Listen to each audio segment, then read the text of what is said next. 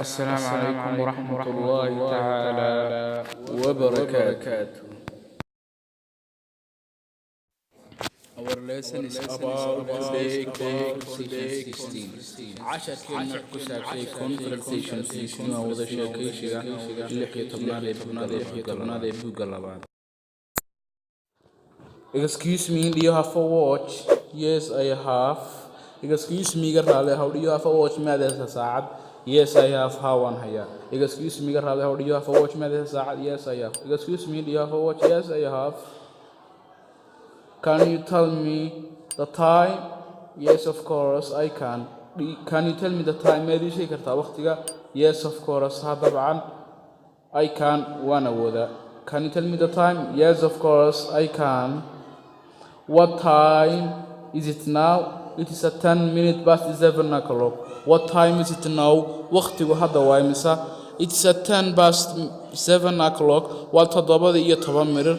It's at 10 past 7 o'clock. What time is it now? It's at 10 minutes past 7 o'clock. I think your watch does not tell us the correct time. Look at the clock. It is at 7 o'clock. I think waxaan maleynayaa your watch in saacadaadu does not tell the correct aanay sheegin waqtiga saxda ah. Does not tell the correct time. Look at the clock saacada. It's at 7 o'clock. Waa todobadii oo gowa. It's at 7 o'clock. Waa todobadii oo buura ah. When do you come here? When do you came here? I came at 6:30.